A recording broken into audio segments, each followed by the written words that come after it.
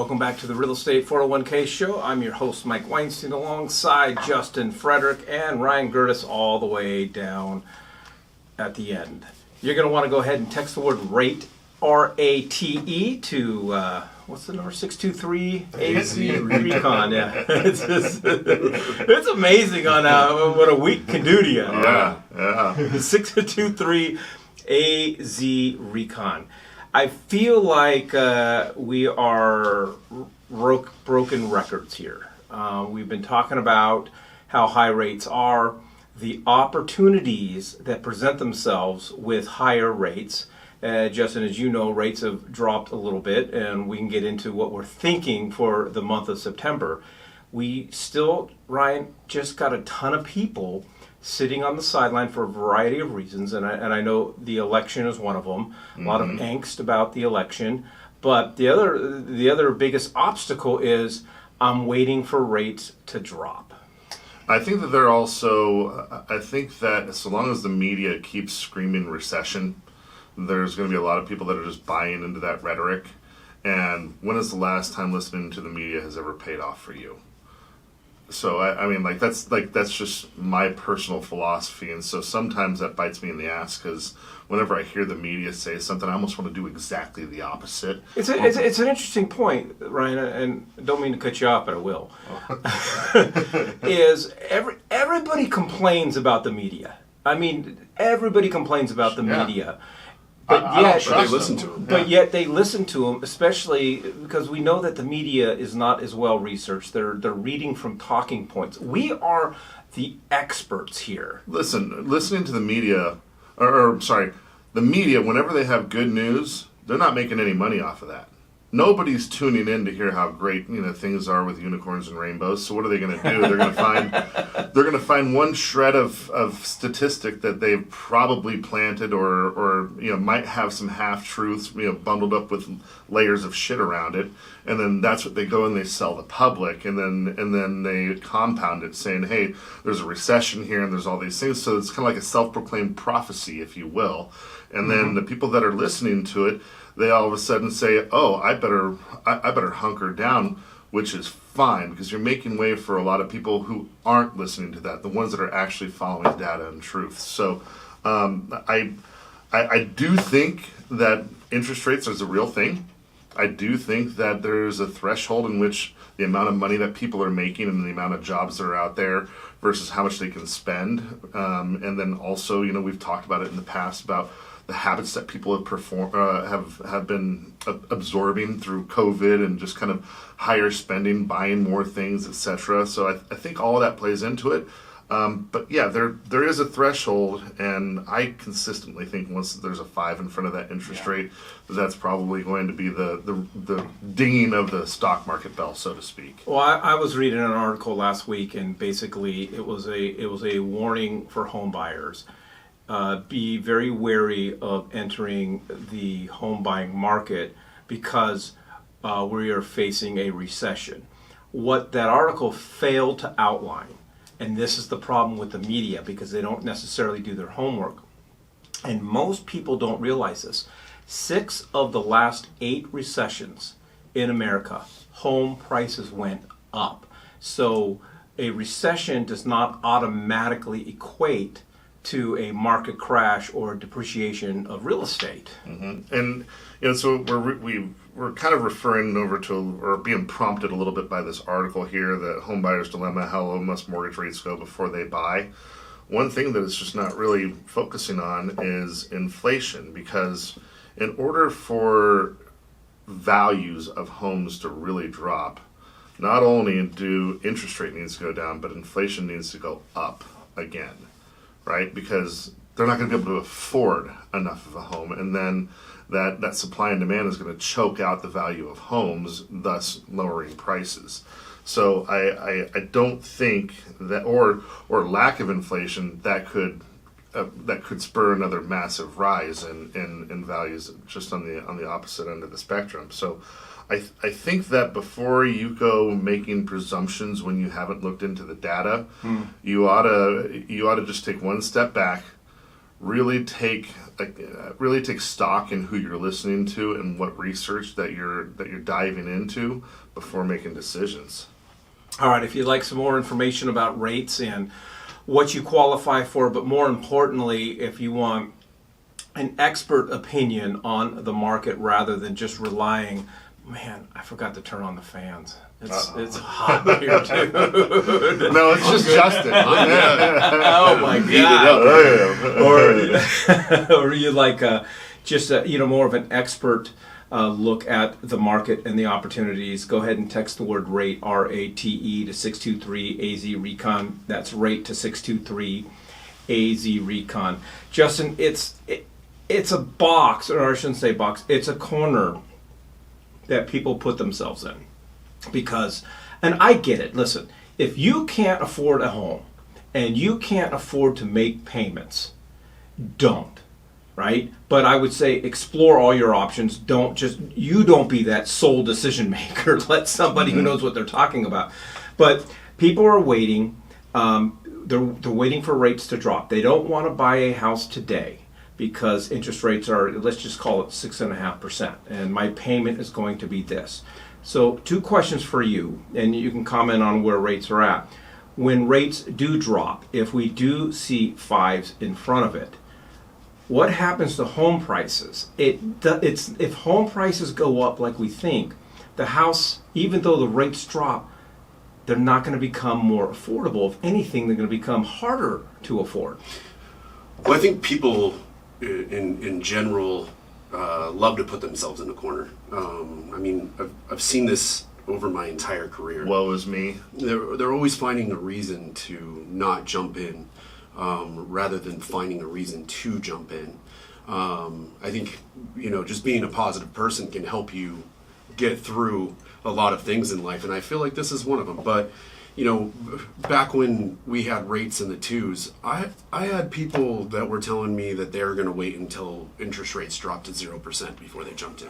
I had people, those same people that were in the 2s that wanted to wait until rates were 0%, and people were calling us saying I heard rates are 0%, and then those same people that were in the 2s that wanted to wait for zeros, when the rates got to the 3s, they were waiting to get them back to the 2s. And they just watched it all go away. So I just feel like that's something that's human nature, to find a reason not to. To answer your questions on the rates, if we see rates go in the 5s, it's incredible how much more our phones ring when you see a rate drop 0.25%. When we saw rates go into the 6s, our phones were ringing a lot more then. I can't imagine what it's going to look like. And I think people are really holding off now because they saw the move from the 7s to the 6s happen so quickly. And the media is blowing up the Fed rate cut. But what people don't understand is it's not a direct impact to mortgage rates. This is the prime rate. This is the rate that banks borrow against. This is the rate that you borrow against on your credit cards. This is the rate that you borrow against on home equity lines of credit. This is not mortgage rates that are dropping. It's not going to be overnight 1/4 or 0.5% to mortgage rates. But it could very well carry over with consumer confidence into other investments, and we could see rates drop. But it's not going to happen overnight, and if it does happen overnight, you're just going to be overwhelmed with competition. And competition, simple supply and demand. You get more demand, the supply goes down, and what happens? That supply, the remaining supply, goes up in value. And we're going to start seeing, we will see this. It's just a matter of time. When is it going to happen? And it really just depends on how quick the Feds move here. But if they do come too late and they're not getting in front of this, and we're seeing more job loss and we're seeing more unemployment, they're going to have to drop them quickly. This isn't going to be difficult for you, Justin, but I want you to speak to me like I'm 5 years old. Okay. Chairman Powell last week, I should have written down the quote, but I can't quote him verbatim, but it basically, everybody's walk away from his comment was, we're almost 100% guaranteed rates are going to drop in September. And I think 93%, the odds were 93% that we were going to see a drop in, by 50 basis points. 73% we're going to see another big drop by the end of the year. Explain to our viewers, what is a basis point and how does that relate to, how do I take 50 basis points and understand how that relates into a percentage? I'm asking for a friend. I'll just because we're talking like you're 5. I know this is the only way that you can understand this. Do I need to take off my shoes? So again, it's not a direct impact to mortgage rates, but let's say it was. Let's say at 50 basis points was a direct impact to mortgage rates. That's about 1/8% on a mortgage rate. It's only about 1/8. So the basis points build up and you have these spreads between interest rates. If you've heard about, I'm going away from the 5 years old, but it's about 1/8% on an interest rate. It's not a dramatic amount if it was a direct impact to mortgage rates. All right, if you'd like some more information about interest rates, what you qualify for, any more educated perspective of the real estate market, go ahead and text the word RATE, R-A-T-E, to 623-AZ-RECON. That's RATE to 623-AZ-RECON. Ryan, I understand that there are those that listen to the podcast and go, wow, these guys are just trying to sell something, and it's, blah, blah, blah, blah, blah.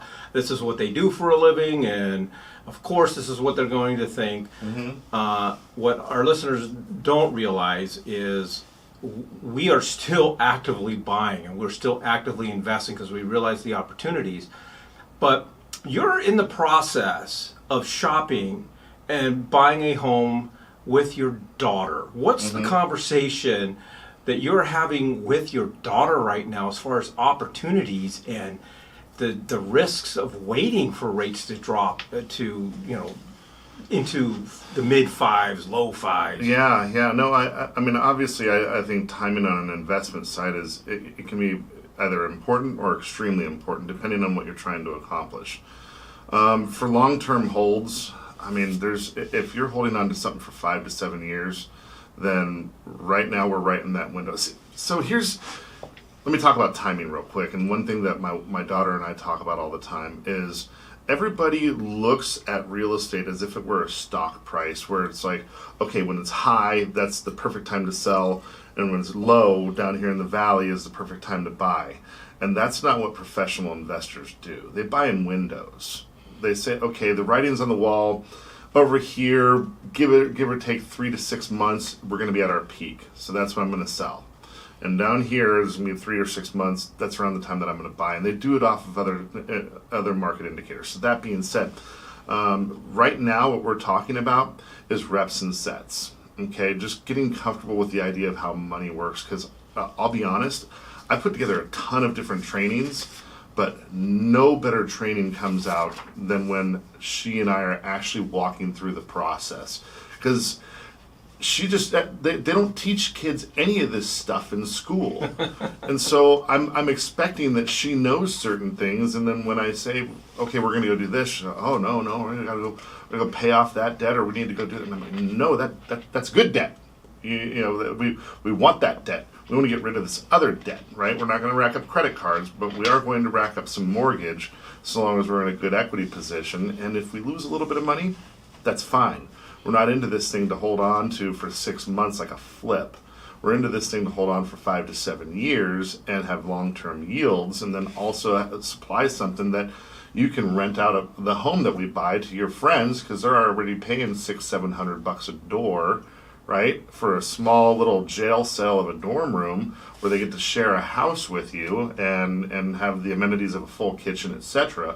So it's definitely a different type of investment approach, but she's been around it for forever, and Poor thing. And it blows me away how much she still doesn't know, because I've never personally walked her through a transaction. So we're buying one together right now, and the whole idea is that when she graduates, we're going to hand that deed over to her, and she's going to walk into a position that most people aren't able to walk into when they're fresh out of college. And I would say, and either one of you can jump in,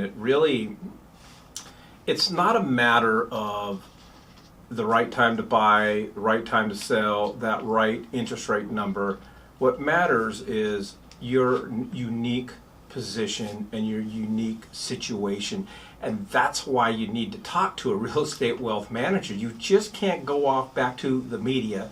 Can't go off of what your friends or your neighbors or your family has to say. It's your specific situation, and more importantly, where you want to be come retirement time. And that's what people aren't discussing. It's just, oh my God, the rates are this, and I'm waiting for the rates of that. Rather than having someone sit down with them and say, walk us through your situation. Where do you need to be right now? Where do you want to be 20, 30, 40 years from now? And then build a plan. And I also think that there's a lot of people that are just afraid to sit at the table because it's a bigger table than they've ever sat at, right? And so when we're talking about hundreds of thousands of dollars, perhaps millions, it's a lot different than they're going over there talking about a car or talking about the new cabinets for their home, whatever, right? So we're sitting down, we're talking a lot of zeros behind it, and they're afraid that if they make one small bad decision that they're going to lose hundreds of thousands. Well, that might be true. And I've lost money on real estate before, not a lot, because most of everything that we've done, we've been very calculated about, plus we're in the industry, right? So there's a little more experience there, even when we were young investors.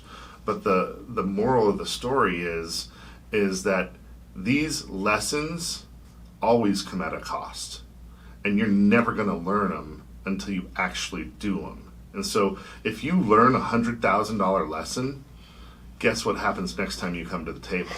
You don't make that mistake Like again. you'd never make that mistake again, and you're that much more of a competitor than the people who are too scared to even sit at the table. But then in the there are first some place. people that say, hey, I lost this, so I'm going to quit and throw in the towel and not do it, which is even a bigger mistake. Well, I mean, unfortunately, the sweetest fruit is out on a limb, and you need Look to. at you. A philosopher. Well, if you want to sit at a bigger table and you want to do something above and beyond a W-2 where you're only making the money that somebody else tells you that you're worth, then that's fine if you want to be in that bucket. I'm really not, there's no sarcasm loaded in that statement. Mm-hmm. But if you want something bigger and you want something more powerful and you want something that truly shows you what your value is, then you have to go over there and put your chips in the middle. You have to take a chance. All right, well, there you have it. And it's one thing to take a risk and go out there. It's another thing to take a risk, a calculated risk, and sit down with people who, this is what we do. We not only advise people on investment strategies or home buying strategies, but we do it ourselves, and we'd love to have that conversation with you. All you got to do is text the word RATE, R-A-T-E, to 623-AZ-RECON. That's RATE to 623-AZ-RECON.